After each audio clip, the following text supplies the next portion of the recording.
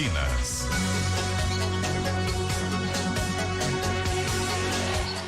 Dez e 10, de volta com o CBN Campinas, que recebe agora o doutor em gerontologia pela Unicamp, Emanuel Souza Lopes. Bom dia, doutor. Obrigada por sua participação aqui na CBN Campinas. Bom dia, eu que agradeço o convite. O senhor é responsável por esse estudo, né, que mostrou que as maiores vítimas de violência contra os idosos são as mulheres. E a gente sabe que, infelizmente, o contexto envolvendo violência contra as mulheres no Brasil e no mundo também, mas especialmente aqui falando do Brasil, é muito comum.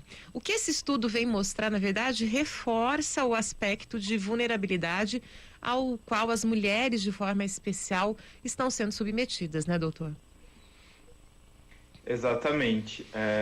No nosso estudo, a gente identificou uma grande porcentagem, né, das mulheres como sendo as principais vítimas de diversos tipos de violência. E, doutor Emanuel, muito bom dia, muito obrigado por participar aqui do CBN Campinas. Acho extremamente importante também a gente citar para o nosso ouvinte, porque quando a gente fala de violência, logo vem à cabeça a violência física, né, a agressão. Mas estamos falando de vários tipos de violência. Por exemplo, um abandono é uma violência extremamente grave, né, doutor? Exatamente. Muitas pessoas têm essa ideia, né? Quando falam em violência, apenas da violência física. Mas a gente sabe que existem diversos tipos, né, de violência. A gente tem a violência financeira, que é fazer o uso indevido da aposentadoria, dos rendimentos desse idoso. A gente tem o abandono, violência sexual, violência psicológica, que são os xingamentos, né, que não chega a ser uma violência física, mas é aquele idoso que está sempre sendo vítima ali de agressões, né, psicológicas, e isso traz um prejuízo muito grande também para esses idosos. Então são diversos tipos de violência que a gente tem. E esse levantamento, ele foi feito com base nos dados do Sistema de Notificação de Violência em Campinas, o SIS9, que é o da Prefeitura. Ou seja, são pessoas que passaram por algum tipo de atendimento e por isso tiveram, né, o registro dessa ocorrência. Mas, na verdade, há também mais casos que podem acontecer, mas que não são notificados porque a pessoa não chega a passar por algum tipo de atendimento médico? Exatamente. Esses casos, né, do estudo foram apenas os casos que foram notificados. A gente sabe que existe um número muito grande de subnotificações, até por conta do medo, né, do receio desses idosos em realizarem essas denúncias, pelo fato da maioria deles conviverem com seus agressores, né, na residência. A gente identificou que os principais agressores são os filhos, né? Então, muitos idosos acabam não denunciando, pessoas próximas também ficam com receio de realizar essas denúncias, e aí acaba que esse número ele é muito inferior ao número real, né? Porque só os idosos procuram esse serviço de que realizam as denúncias. Além disso, são apenas dados do sistema SUS, né? A gente fala SUS dependente. A gente não teve acesso aos dados, por exemplo, de hospitais, de clínicas particulares. E, doutor Emanuel, isso mostra também, né, o qual não pode ser seguro, né? Quando você pensa, a pessoa está num lar, está dentro de sua casa, está perto de sua família, mas por muitas vezes, ou na maioria essa violência acontece com alguém muito próximo, né? Exato. Na grande maioria, a violência ela acontece na própria residência, né? Sendo o principal agressor os filhos desses idosos, né? São pessoas que estão ali bem próximas. Um outro aspecto apontado por esse estudo diz respeito também à escolaridade das vítimas. São mulheres de baixa escolaridade. Esse é um indício de que são pessoas que também vivem num contexto social frágil, né, com pouco acesso enfim, aos recursos necessários para se manter. São pessoas de uma situação social menor, de menor renda? A gente pode entender isso através desse dado da escolaridade? Sim, com certeza. A gente sabe que a renda, a educação, eles têm são intimamente ligados a esses fatores, né? Então, os idosos que estão expostos aí a uma maior vulnerabilidade social, eles tendem a ser mais vítimas de violência, né? De sofrerem mais agressão. Até assim, pela falta de conhecimento, muitos idosos não sabem nem que estão sendo vítimas, muitos dos familiares não sabem das alterações que são, muitas delas são próprias do envelhecimento. Então, com certeza, essa questão de vulnerabilidade social, ela vai influenciar muito na questão da violência. O próprio ambiente ali já não se torna muito favorável, né? Que já é um ambiente de violência em que esses idosos, essas famílias vivem, e isso vai se perpetuando. E, doutor Emanuel, dentro da especialidade do senhor, a gerontologia, né, esse estudo do envelhecimento, e pegando um estudo como esse, traçando um paralelo para a gente entender a consequência para esses idosos que sofrem esse tipo de violência, já há como identificar, já há como pensar, né, em como não solucionar, mas mitigar as questões de saúde mental para essas pessoas? Sim, na verdade, o que precisa é de campanhas, né, de conscientização. A gente teve agora em junho, o mês de junho violeta, né, dedicado ao combate da violência contra a pessoa idosa, e eu vejo que é um tema que ainda precisa ser muito debatido, né, é um tema que permanece ainda muito encoberto pela complexidade que envolve, né, questões aí familiares, então acaba que, como ocorre muito no ambiente familiar, fica muito encoberto. Então, as pessoas precisam ter mais conhecimento dos tipos de violência, e estarem buscando realizar as denúncias e a gente pensar em alternativas para oferecer também para essa população idosa que é vítima desses maus tratos, dessas agressões. Essa complexidade, faz parte dessa complexidade nesse contexto também uma questão cultural. A gente sabe, por exemplo, que no caso de crianças, o castigo físico, infelizmente, ele faz parte da cultura do brasileiro, né? É aceitável ainda, por exemplo, uma criança ser corrigida com uma palmada ou alguma coisa do tipo. No caso dos idosos, a senhora acredita também que exista ainda uma cultura do castigo físico, da punição, que influencia, infelizmente, nesses quadros de maus tratos e de violência? Sim, com certeza.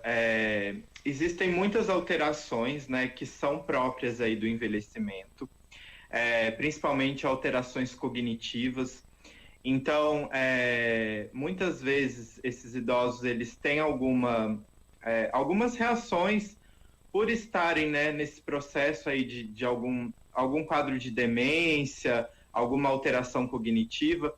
E às vezes os familiares, os cuidadores, por falta de conhecimento, né, não saber que isso ocorre, acaba punindo esse idoso, né? A gente já vem aí de uma cultura muitas vezes de violência, né, violência contra a criança, contra a mulher. Então acaba que isso vai se refletindo também com os idosos.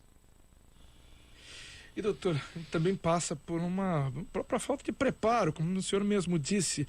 Há uma questão educacional, uma falta de preparo na nossa sociedade para que uma família também possa entender e conviver com uma situação como essa, que anteriormente isso não acontecia, mas cada vez mais as pessoas vão viver mais. É isso que a gente quer, né? A gente busca viver mais, que tenhamos 70, 80, 90, vamos atingir 100 anos. E obviamente há os seus percalços, se a gente consegue chegar aos 100, e assim vai.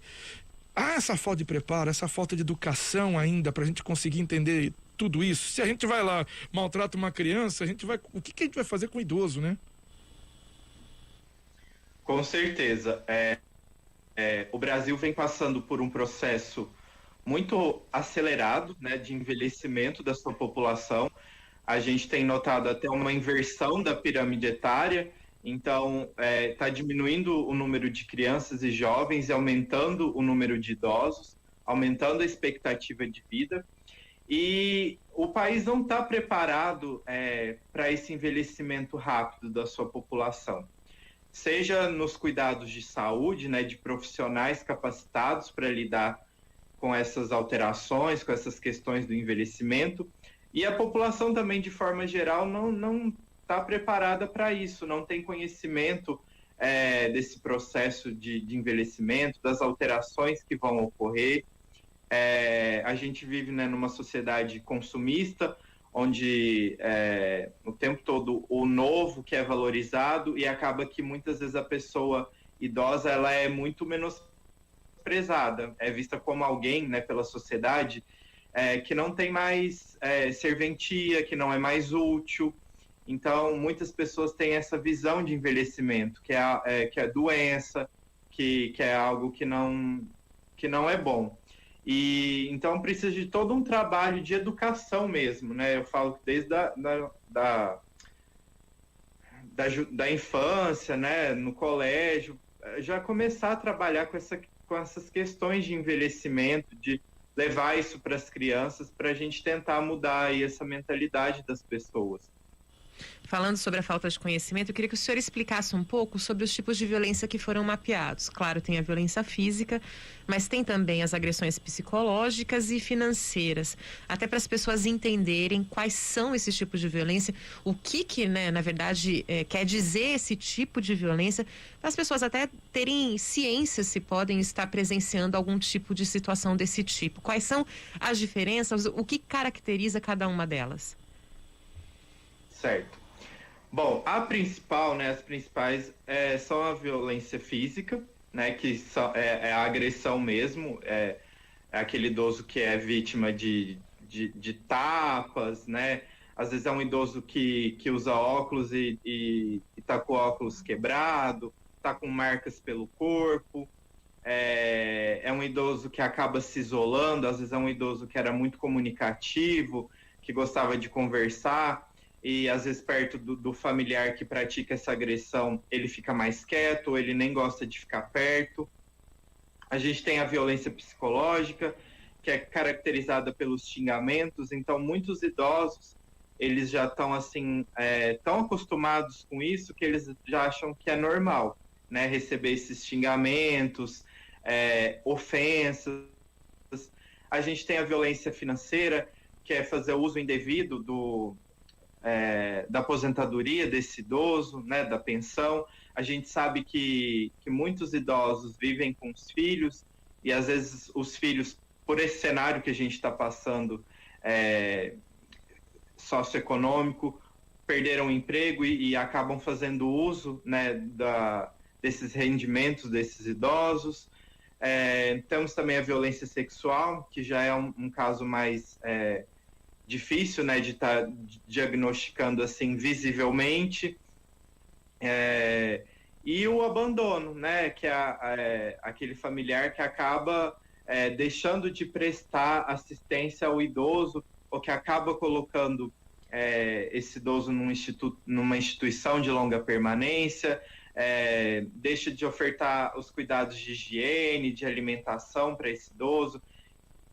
Então, é o que a gente chama de negligência, né? Então, é aquele idoso que perde peso, que é um idoso que, se usa fralda, as condições de higiene estão precárias, não toma banho. Então, são esses tipos. E, doutor Emanuel, até voltando num ponto que o senhor citou, né? Nossa sociedade que, por muitas vezes, vê a pessoa idosa como um fardo, um peso, né? E não absorve essa experiência, vê como alguém que possa ter até dispensável. O que é uma contradição, né? Se a nossa sociedade pensa assim, porque ela não pensa no próprio futuro, né? Exatamente. É uma grande contradição, mas infelizmente ainda tem muito essa visão, né? Que eu falo que é algo cultural e que precisa ser mudado, né?